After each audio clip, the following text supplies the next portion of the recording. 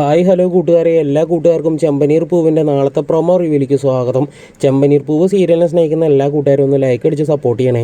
അങ്ങനെ നമ്മുടെ ചന്ദ്രമതി ആണെങ്കിൽ ശ്രുതിയുടെ റൂമിലേക്ക് പോവാണ്. ശ്രുതി ആണെങ്കിൽ നല്ല ഉറക്കാണ് കേട്ടോ.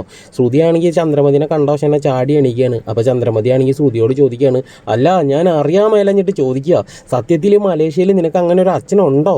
അത് കേട്ട പക്ഷേ തന്നെ ശ്രുതി ആകെ ഷോക്കാവുകയാണ് കേട്ടോ. ഇത്രയും കാലം നീ പറയണതൊക്കെ കേട്ട് ഒരു ബൊമ്മയെ പോലെ ഞാൻ തലയാട്ടി നിന്നു, ഇനി അത് ഉണ്ടാവുമെന്ന് നീ പ്രതീക്ഷിക്കേണ്ടെന്ന് പറഞ്ഞിട്ട് ചന്ദ്രമതി വാതിലങ്ങോട്ട് വലിച്ചടച്ചിട്ട് അങ്ങോട്ട് പോകാൻ കേട്ടോ. ശ്രുതിയാണെങ്കിൽ ആകെ മൊത്തം ധർമ്മസങ്കടത്തിൽ ഇങ്ങനെ നിൽക്കുകയാണ്. പിന്നീടാണെങ്കിൽ നമ്മുടെ രേവതി ആണെങ്കിൽ സച്ചിയോട് പറയാണ്, ഇത് റെസ്റ്റോറൻറ്റിൽ നിന്ന് മേടിച്ച ഭക്ഷണം തന്നെയാണ്, കൂട്ടുകാരൻ്റെ അവിടെ നിന്ന് കൊണ്ടുവന്നൊന്നും അല്ല എന്ന് പറയാൻ കേട്ടോ.